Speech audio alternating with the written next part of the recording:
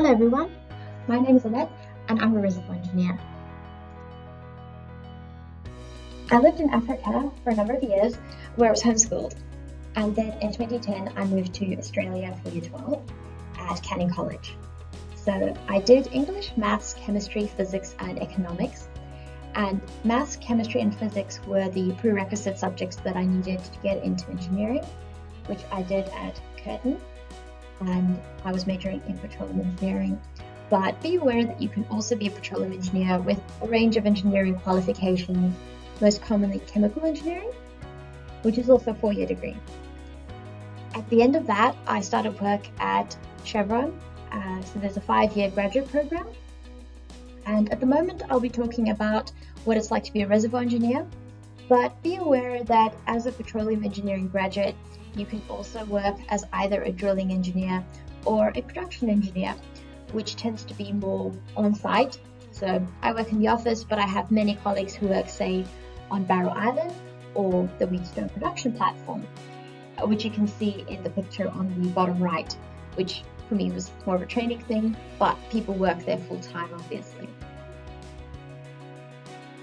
So where does LNG come from?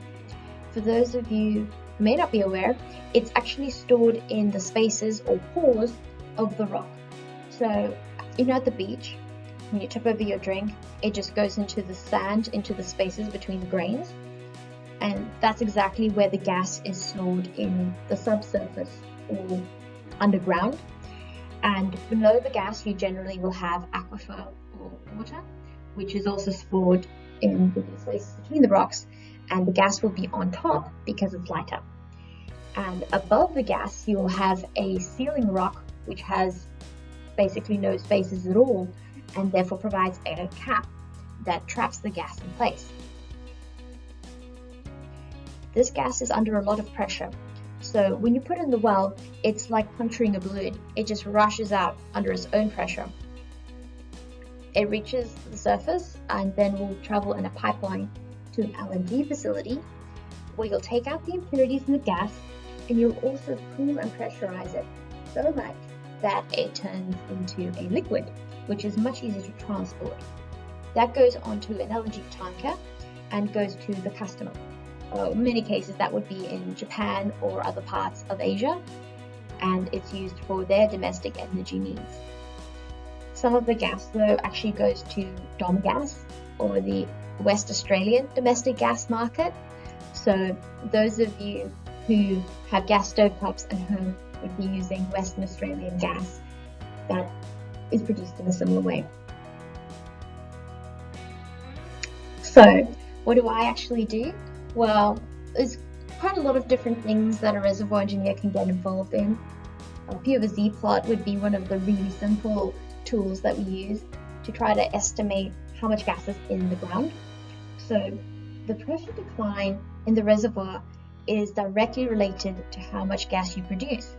So you can extrapolate that trend until you get to a point where you've got atmospheric pressure.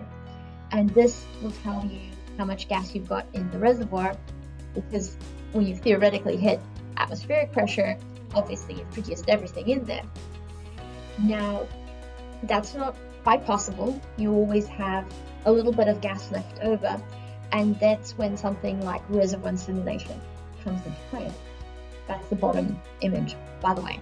So I will get a 3D model of the subsurface from one of the earth scientists, and it will have the rock properties to the best of their knowledge in 3D, and I run it over time to see how the gas and the water moves and how connected everything is, how much gas you're going to leave in the ground, and also where the best spot is to put the wells, because they're expensive. So you don't want to put it any more than you need to, but you want to produce as much gas as you can as well. So there's a bit of a trade-off there. And that, in a nutshell, is what a reservoir engineer does. Thank you for listening.